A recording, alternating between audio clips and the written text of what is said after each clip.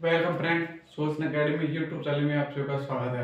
मैं आपको BSc third year की ऑर्गेनिक केमिस्ट्री को पढ़ा रहा था।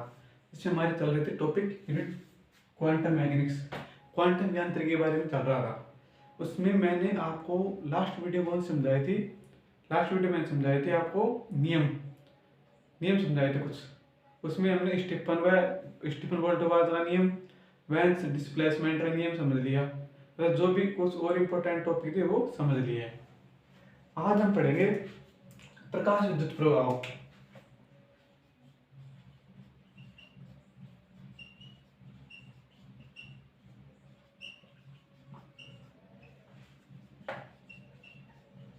फोटो इलेक्ट्रिक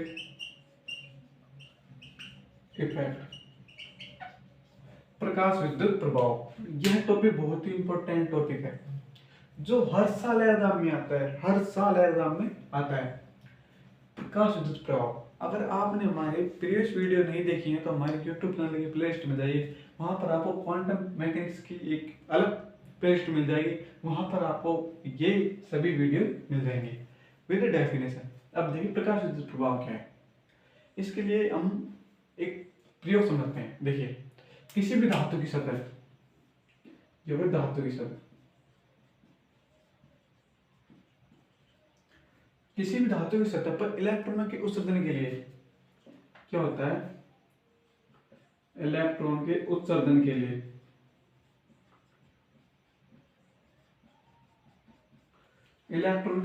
लिए जब किसी भी धातु पर इलेक्ट्रॉनों के उत्सर्जन के लिए एक निश्चित आवृत्ति की विकिरण डाली जाती है,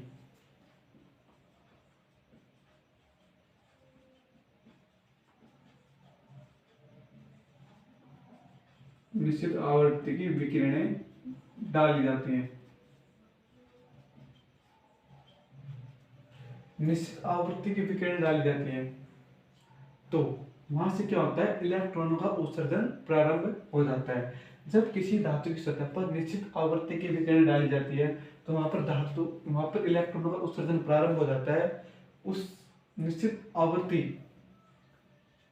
निश्चित होती है, उससे कम आवृत्ति की ही विकिरणें नहीं डाली जा सकेंगे। इसलिए निश्चित आवृत्ति विकिरण जब धातु की सतह पर डाली जाती है तो वहां से इलेक्ट्रॉनों का उत्सर्जन प्रारंभ हो जाता है। इसे प्रकाश विद्युत प्रभाव कहते हैं, फोटो इलेक्ट्रिक इफेक्ट कहते हैं।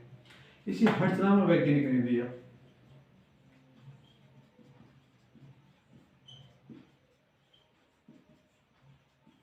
हर्ट्ज नामक वैज्ञानिक ने इस प्रयोग को समझाया है। इसमें हमने विकिरणों के रूप में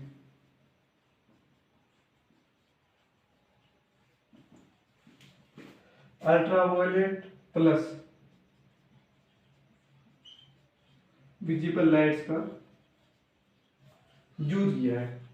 इसमें विकिरणों के रूप में हमने अल्ट्रावायलेट एंड विजिबल लाइट्स का यूज किया है। तो इस पूरे प्रयोग को हम प्रकाश विद्युत प्रभाव कहते हैं। क्या है? जब किसी धातु की सतह पर निश्चित आवृत्ति की विकिरण डाली जाती है तो वहां पर इलेक्ट्रॉनों का उत्सर्जन प्रारंभ हो जाता है। इसी हर्ट्ज नामक वैज्ञानिक ने दिया। हम विकिरणों के रूप में अल्ट्रावायलेट लाइट्स व विजिबल लाइट्स का प्रयोग करते हैं, तो उस पूरे प्रयोग को हम प्रकाश विद्युत प्रभाव कहते हैं। अब देखिए, इस प्रकाश विद्युत प्रभाव के लिए एक निश्चित आवृत्ति की आवश्यकता होती है, यानी निश्चित आवृत्ति की विकिरण की आवश्यकता होती है। निश्चित आवृत्ति की विकिरण, इससे निश्चित आवृत्ति की विकिरणों से कम आवृत्ति की अगर हम विकिरण डालेंगे, इससे निश्चित आवृत्ति की विकिरणों से हम कम आवृत्ति की विकिरण डालेंगे तो वहां पर इलेक्ट्रॉनों का उत्सर्जन नहीं होगा। तो उस निश्चित आवृत्ति को हम न्यू नोड के द्वारा प्रदर्शित करते हैं, जिसे हम दहली आवृत्ति कहते हैं।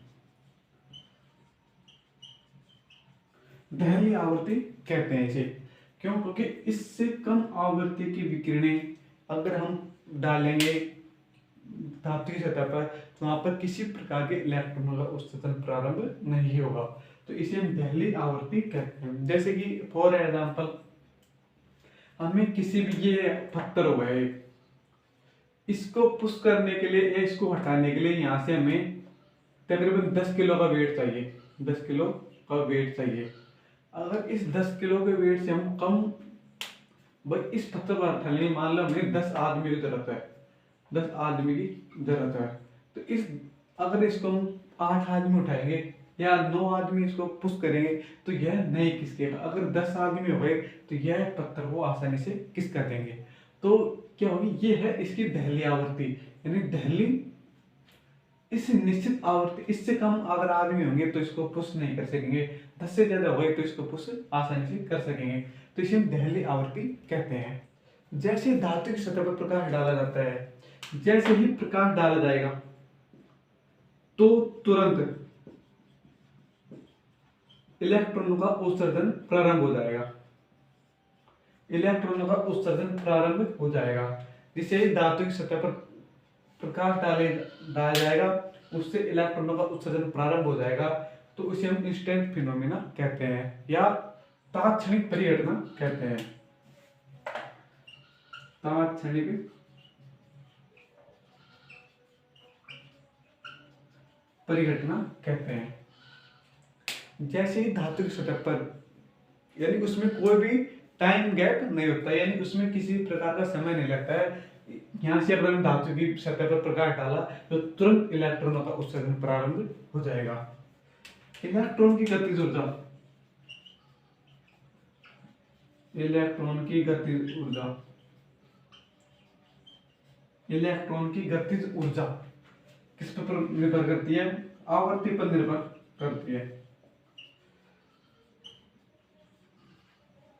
आवर्ती पर निर्भर करती है। ई डायरेक्ट प्रोपोर्शनल न्यू, ई डायरेक्ट प्रोपोर्शनल न्यू, ई आवर्ती पर निर्भर करती है। एनर्जी किस पर निर्भर करती है? आवर्ती पर निर्भर करती है।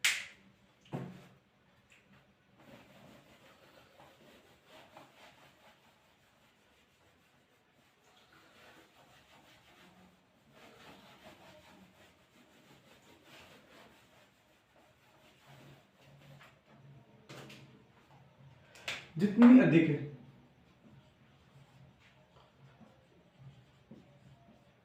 तीव्रता का प्रकाश डाला जाएगा,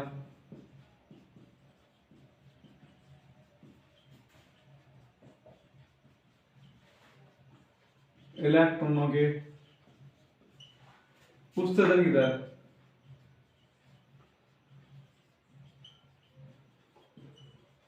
उतनी ही अधिक,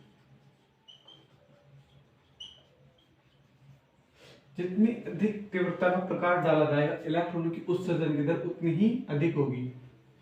पर जितनी ज्यादा तीव्रता का हम प्रकाश को डालेंगे तो उसकी इलेक्ट्रॉनों की उत्सर्जन की दर उतनी ही अधिक होगी। लेकिन ई डायरेक्ट प्रोपोर्शनल न्यू, तो ई बराबर हो जाएगा एच न्यू, ई बराबर H new. Number of per unit direct proportional intensity of light, number of per unit, number of electron per unit, that proportional intensity of light, यानी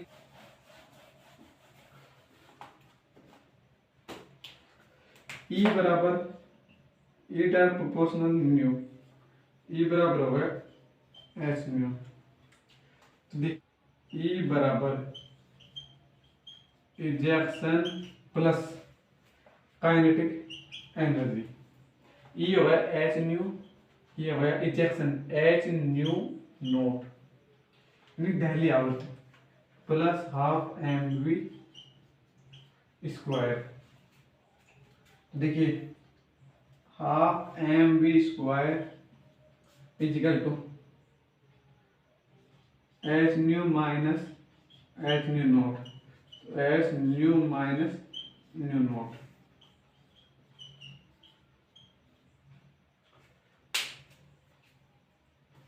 या इसे लिख सकते हैं kinetic energy equal to h nu minus nu nought. ये इसकी equation बन गई प्रकाश विद्युत प्रभाव की इक्वेशन। अब देखिए यदि हम न्यू की तीव्रता को बढ़ाएंगे, यदि हम न्यू को बढ़ाएंगे, यदि न्यू को बढ़ाएंगे तो वहां पर क्या हो जाएगा? अगर न्यू को बढ़ाएंगे तो वहां पर क्या हो जाएगा? काइनेटिक एनर्जी का मान भी इंक्रीज हो जाएगा। कैसे हो जाएगा? देखिए यदि हम इस न्यू की मात्रा को बढ़ाते जाएंगे तो काइनेटिक एनर्जी का मान बढ़ाते जाएंगे, बढ़ती चली जाएगी। क्यों? क्योंकि न्यू नोट का मान तो हमेशा निश्चित होता है, ये तो होती है निश्चित आवृत्ति, निश्चित, ये तो हो गई दहली आवृत्ति, ये निश्चित आवृत्ति हो गई।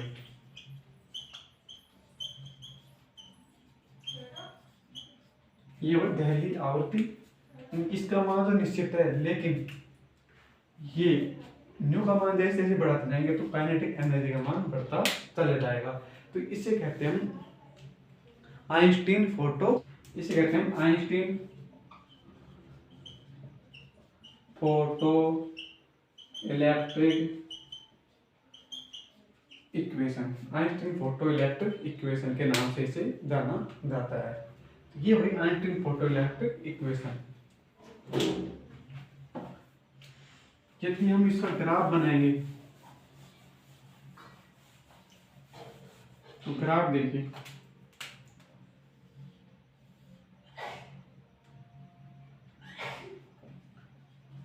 आप एम स्क्वायर न्यू नोट का मान निश्चित है, इसका यहाँ से इस प्रकार की एक सीधी लाइन प्राप्त हो जाएगी। ये है हमारा प्रकाश विद्युत प्रभाव। नेक्स्ट वीडियो में आपको कॉम्पटन प्रभाव के बारे में समझाऊंगा, उसकी इक्वेशन, उसका डेफिनेशन। आशा करता हूँ दोस्तों यह टॉपिक जो कि इम्पोर्टेंट टॉपिक है, हर साल एग्जाम में पूछ सकता है, यह टॉपिक आपको बहुत ही ज़्यादा समझ में आया है, तो यह वीडियो आपको पसंद आई है। अगर यह वीडियो आपको पसंद आई है तो इस वीडियो को लाइक करें और हमारे चैनल को आपने सब्सक्राइब नहीं किया तो चैनल को सब्सक्राइब करें। Thank you and welcome.